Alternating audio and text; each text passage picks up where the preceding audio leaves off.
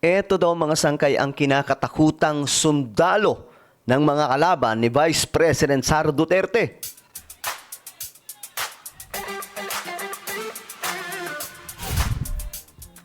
Hello, what's up guys? This is me. We are back dito sa ating YouTube channel. Kamusta po kayo? Okay, pag-usapan po natin tong sino ba tong sundalo, mga sangkay na yung mga ibang mga supporters ni VP Sara sinasabi na kinakatakutan daw po ito ng mga kalaban niya doon po sa impeachment trial. Pag-usapan po natin yan at alamin po natin. Okay, anyway, bago tayo magsimula, sa mga hindi pa po dyan nakakapag-subscribe sa ating YouTube channel, subscribe nyo na po para lagi po kayong updated sa bawat vlog po natin. Sa mga nanonood po sa Facebook, i-follow nyo po yung ating Facebook page. Okay, ito nga po ang balita. Tungkol po ito dito mga sangkay kay Colonel La Chica. Ito yon.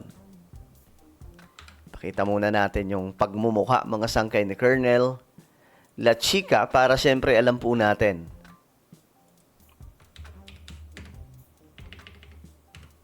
Kasi ano daw to kinakatakutan daw mga sangkay. Colonel La Chica. Ayan.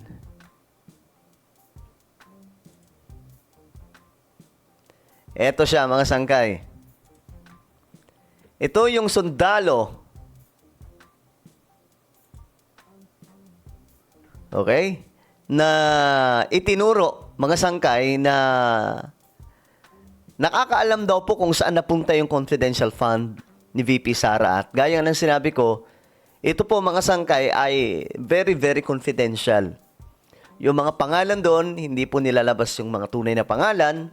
Mga alias lamang po yung inilalabas kasi nga for protection po yun mga sangkay. No? At kapag inilabas po nila yung mga pangalan ng mga intel, yayariin po yung mga pamilya nun mga sangkay. Kawawa po yung taong yun kapag gano'n ang nangyari. Ngayon, eto mga sangkay, tingnan po natin.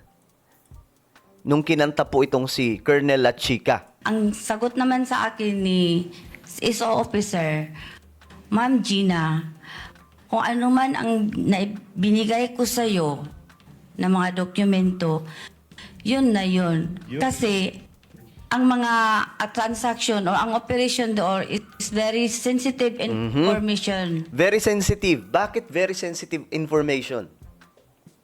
Kasi nga po, intel yun. Di ba nanonood naman po tayo ng mga palabas, mga movie, mga dating mga movie, di ba? Mga classic, FPJ, kahit po yung, ang mas matitindi, FPJ at saka itong si Ede Garcia. Kasi hango sa mga tunay na pangyayari. May mga intel sila, no? Halimbawa, yung NBI, may mga intel silang pinapakalat. Ganun po yun. Lalong-lalo na po pag pinag-usapan yung Armed Forces of the Philippines. Sobrang dami po nila niyan. At hindi po pwedeng malaman po yun ng kahit na sino. Kaya nga po sabi dito, very sensitive. Sensitive information po, Ma'am Gina. At saka confidential po ito.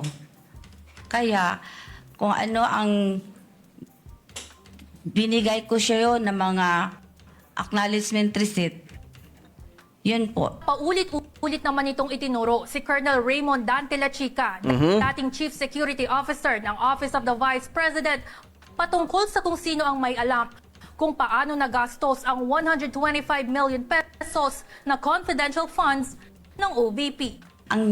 Ayan. Ngayon, eto siya mga sangkay. Now, bakit ko nasabing kinakatakutan nila ito? Kasi ayaw po nilang paharapin. Ako ano tayo mga sangkay dito? Kumbaga,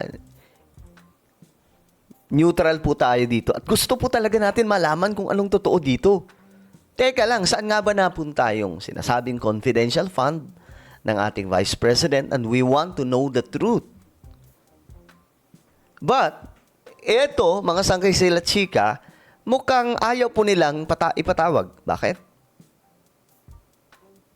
Kasi baka magulat sila sa mga sasabihin yan. Kaya sabi dito, the lead prosecutor in the impeachment trial of the Vice President Sara Duterte said she's not inclined to call military officer Colonel Raymond Lachica and Colonel Dennis Nolasco to witness stand. So dito pala mga sangkay, alam po natin na kaya po nila iniiwasan because they knew, mga sangkay, na may mga sensitive information. Ewan ko lang guys, kapag nalaman, halimbawa yung Mary Grace Piatos, kapag nalaman po yung mga tunay na identity nun, ubos yun, pati lahi nila. Itutumba yun ng mga kalaban. Kasi nga po, marami silang alam. Mga intel po yan, mga intelligence po yan ng AFP, mga nagmamanman po yan. Kung saan po yung mga kalaban,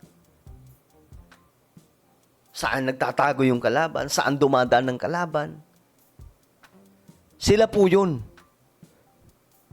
Yung iba nga niyan, mga sangkay, napapasok po mismo nila yung mga kampo eh. Alam nila, nakakausap mismo nila yung commander.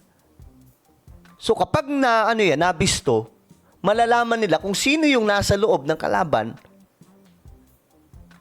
na intel pala ng militar. So ano mangyayari? Naku po, kawawa yun kapag nalaman.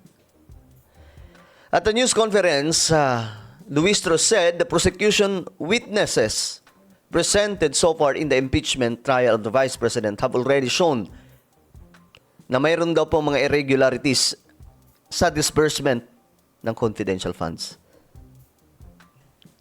Ito ang panawagan ko. Patawag nila si Colonel at Lachica kasi gusto po magsalita.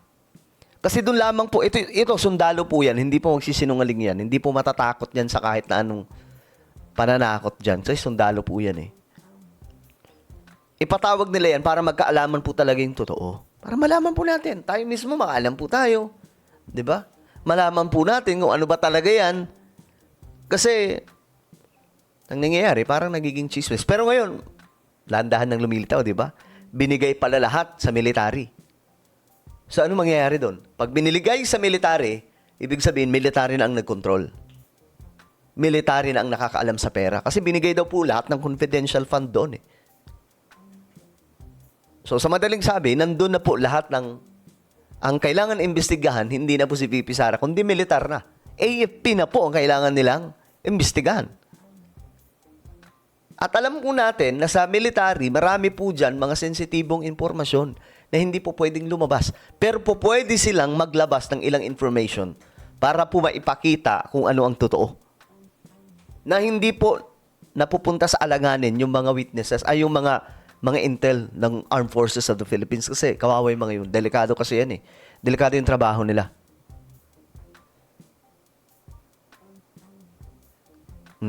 Kita nyo dito mga sangkayo, I am more inclined not to present Lachica and Nolasco. Kita nyo? Natatakot po sila dito na i-present. So bakit kaya sila natatakot?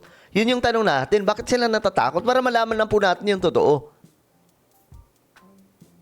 Diba?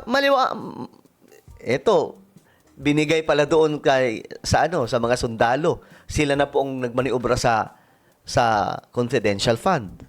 Now, bakit hindi imbestigahan nila, ipatawag nila yung mga general? Ba't di nila ipatawag yung mga taong involved dito, na mga sundalo mismo? Ganun lang kasimple. Kapag ginawa nila yun, doon na natin malalaman ano ba talaga ang confidential fund. At ngayon nga mga sangkay, di ba yung paliwanag po natin, tumbok na tumbok kung anong totoo. Right? Well, ano po ang inyong opinion? Comment down below. Mayroon tayong YouTube channel, Sangkay Revelation. Hanapin niyo po ito sa YouTube. Ngayon din, kapag nakita nyo na, i-click nyo po yung subscribe, i-click ang bell, at i-click nyo po yung all. Ako na po ay magpapaalam. Mag-iingat pong lahat. God bless everyone.